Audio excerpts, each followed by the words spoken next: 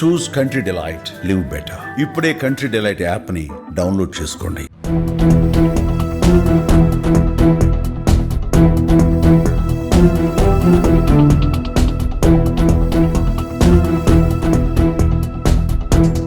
కర్నూలు జిల్లాలో ఘోర రోడ్డు ప్రమాదం చోటు చేసింది. ప్రమాదంలో దాదాపు ప్రైవేట్ ట్రావెల్స్ బస్సు దగ్ధమై 20 మంది చనిపోయిన సంఘటన అయితే తెలిసిందే. ప్రస్తుతం మనతో పాటు బీజేవైఎం రాష్ట్ర అధ్యక్షులు సునీల్ రెడ్డి ఉన్నారు. వారిని అడిగి తెలుసుకుందాం. చెప్పండి, ప్రమాదం సంఘటన స్థలానికి వచ్చారు, ఎలా ఉంది ఈ సంఘటన చూస్తుంటే ఏమనిపిస్తుంది మీకు?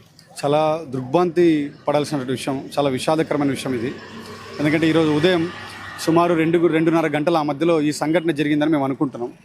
ఎందుకంటే మాకు సమాచారం 4:30 గంటలకు వచ్చింది. సో 2-2:30 గంటలకు సుమారు హైదరాబాద్ నుంచి మన బెంగళూరుకి వెళ్ళేటువంటి కావేరీ ట్రావెల్స్ ఏదైతుందో ఆ కావేరీ ట్రావెల్స్ ఈ సంఘటన కరెక్ట్గా ఉల్లిందకొండ, అంటే కర్నూలు నుంచి 20 కిలోమీటర్లు దాటిన తర్వాత బెంగళూరుకి వెళ్ళే టైంలో జరిగింది. అయితే ఈ సంఘటనలో 42 మంది, అంటే ఇంక్లూడింగ్ డ్రైవర్ క్లీనర్తో పాటు 42 మంది ఉండడం, దాంట్లో 39 మంది ప్రయాణికులు ఉండడం. సో దాంట్లో ఒక 50% ఏదైతే ఉందో, 15 నుంచి 20 మంది, ఇంకా మనకు అది పూర్తి నంబర్ ఇన్వెస్టిగేషన్ తర్వాత మనకు సమాచారం వస్తుంది. కాకపోతే ఇటువంటి ఇన్సిడెంట్ జరుగుతుందని మనం అనుకోలేదు. కాకపోతే ఇక్కడ క్లీనర్ డ్రైవర్ కొద్దిగా అలర్ట్ అయ్యి ప్రయాణికులు, అంటే బస్సులో ప్రయాణించేటువంటి ప్రయాణికులని కనుక కొద్దిగా అలర్ట్ చేసింటే ఈ దుర్ఘటన నుంచి మనం బయటపడేటోళ్ళం. ఒక్కసారిగా ఆ బస్సుకి 2 వీలర్ ఏదైతే యాక్సిడెంట్ అయ్యిందో ఆ 2 వీలర్ని కాస్త కొద్దిగా బస్సు ఒక సైడ్కి ఆపిండి, తర్వాత ప్రయాణికులంతా అలర్ట్ చేసిండి, ఏం జరిగిందో ఒకసారి చెక్ చేసుకుంటే ఈ దుర్ఘటన నుంచి మనం బయటపడేటోళ్ళం. కానీ ఒకసారి డ్రైవర్ క్లీనర్ అందులో నుంచి బయటకు వచ్చిన తర్వాత ఒకసారి మంటలు వ్యాపించడం, ఆ 2 వీలర్ని అలాగే బస్సు లాక్కొని రావడం, ఆ 2 వీలర్ నుంచి మంటలు బస్సుకు వ్యాపించడం. సో కొద్ది ముందుకు వచ్చిన తర్వాత బస్సు ఆగిన తర్వాత చూసుకుంటే ఆల్మోస్ట్ 50% బస్సుకి మంటలు వ్యాపించడం జరిగింది. ఈలోపు బస్సు డ్రైవర్ క్లీనర్ వెళ్ళిన తర్వాత ఒకసారి ప్రయాణికులను కనుక అలర్ట్ చేసింటే అందరు దిగమని చెప్పింటే ఈ దుర్ఘటన నుంచి మనం బయటపడేటోళ్ళం. కానీ ఈలోపు జరగాల్సినటువంటి విషాదం అంతా జరిగిపోయింది. కాబట్టి దీనికి మా రాష్ట్ర అధ్యక్షుడు శ్రీ పివిఎన్ మాధవ్ గారు, అదేవిధంగా రాష్ట్ర ఆరోగ్య శాఖ మంత్రి సత్యకుమార్ గారు వెంటనే ఆదేశాల మేరకు ఇక్కడికి వచ్చి మేము కూడా భారతీయ జనతా యువ మోర్చా ఆధ్వర్యంలో సహాయక చర్యలు మేము కూడా పాల్గొంటున్నాం. హాస్పిటల్కి కూడా వెళ్తాం. అయితే దీంట్లో బాడీని వీలైన తొందరగా ఐడెంటిఫికేషన్ చేసి ఆ కుటుంబాలకు సమాచారం అందించి ఆ బాడీలన్నింటినీ కూడా మనం వాళ్ళకి అప్పచెప్పాల్సిన అవసరం ఉంది. ఇప్పుడు కుటుంబంలో ఎవరైతే ఉంటారో కుటుంబ వాళ్ళందరికీ సమాచారం ఇచ్చిన తర్వాత వాళ్ళని ఒకసారిగా ప్రభుత్వం నుంచి మా పార్టీ తరపు నుంచి కావచ్చు, ప్రభుత్వం నుంచి కూడా మేము కూడా వెళ్ళి కుటుంబాలను వెళ్ళి కలిసి ఎలా జరిగిందనే విషయాలు మేము తెలియజేసి కొద్దిగా ఓదార్చేటువంటి ప్రయత్నం చేస్తాం. అదేవిధంగా ప్రైవేట్ కావేరీ ట్రావెల్స్ ఏదైతుందో, అయితే ఇక్కడ చిన్న సంఘటన అనేక సంవత్సరాల నుంచి మేము చెప్తూ ఉన్నాం. ఏమని, ఈ ప్రైవేట్ ట్రావెల్స్ బస్సు ప్రయాణించేటువంటి విషయంలో బస్సులో పెద్ద బస్సు, అది బస్సులో మౌలిక సదుపాయాలు కావచ్చు. రెండోది ఇది డెహ్రాడూన్ బస్సు, ఇది బస్సు నెంబర్ కూడా DD01N9490. ఇది పూర్తిగా డెహ్రాడూన్ బస్సు. ఈ డెహ్రాడూన్ బస్సుకు సంబంధించినటువంటి మౌలిక సదుపాయాలు ఉన్నాయా లేదా, కనీసం బస్సులో ప్రయాణించే ప్రయాణికులకు ఏదైనా ఉన్నటువంటి ఏదైనా ఒక ఇన్సిడెంట్ జరిగితే దాన్ని కాపాడేటువంటి మౌలిక సదుపాయాలు కావచ్చు, లేకపోతే డ్రైవర్లు అవగాహన ఉన్నారా, డ్రైవర్లు పూర్తి స్థాయిలో వాళ్ళకు ఎక్స్పీరియన్స్ ఉందా అనేటువంటి విషయాన్ని ఆర్టీఓ అధికారులు మనం చూడాలి. ఎందుకంటే ఆంధ్రప్రదేశ్లో ముఖ్యంగా ఎక్కువ శాతం ప్రజలు ఆర్టీసీ బస్సులో ప్రయాణిస్తారు. ఏసీ బస్సు అని చెప్పేసి త్వరగా వెళ్తుందని.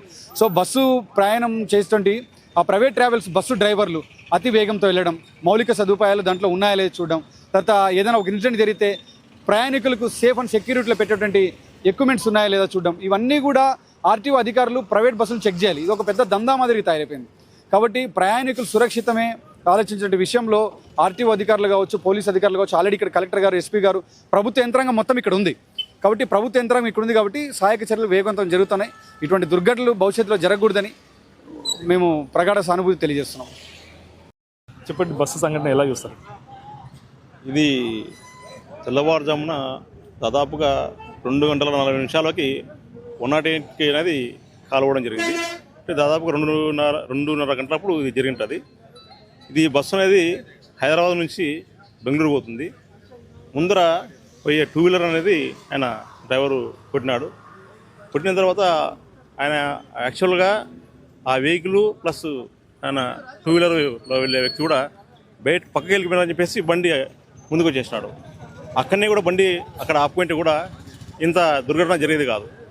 ముందుకు ఒక 200 మీటర్స్ వచ్చిన తర్వాత ఆ 2 వీలర్ అనేది బస్సు కంప్లీట్గా వెళ్ళిపోయినాక అప్పుడు బండి ఆపుకున్నాడు. ఆ ఆపుకోవడంతో మొత్తము మంటలు వచ్చేసినాయి. ఆ మంటలు వచ్చేయడంతో మొత్తం కూడా బస్సు అంటుకుపోయింది. సెకండ్ డ్రైవర్ అనే వ్యక్తి కూడా చాలా మందిని కాపాడగలిగినారు. కొందరు దూకి అద్దాలు పట్టుకొని కొందరు చేసినారు. ఆ బస్సు వెనకాల వచ్చే ఒక కారు కూడా ఆపి చాలా మందిని కాపాడింది. ముఖ్యంగా ఈ కావేరీ ట్రావెల్స్ అంటే ఇట్లాంటి ప్రైవేటు వెహికల్స్ అన్నీ కూడా మొత్తం కూడా రాజకీయ వ్యక్తులకు సంబంధించినవి. దాంట్లో వెళ్ళే గూడ్స్ కూడా ఎటువంటి రిసిప్ట్స్ అనేది ఉండవు. ఇవి మొత్తం కూడా రాజకీయ నాయకులకు సంబంధించినవి. దాంట్లో వెళ్ళే గూడ్స్ కూడా ఎటువంటి రిసిప్ట్లు ఉండవు. దాంట్లో ఏం వెళ్తున్నాయో కూడా తెలియదు ఆ ప్రైవేట్ వెహికల్స్లో. అంటే ఇలాంటి సంఘటనలు జరిగినప్పుడు ఇవి అధికారులు గమనించి ప్రభుత్వం దృష్టికి తీసుకెళ్లి వీటిపైన గట్టి చర్యలు తీసుకోవాలని చెప్పి కూడా మేము తెలియజేస్తున్నాం.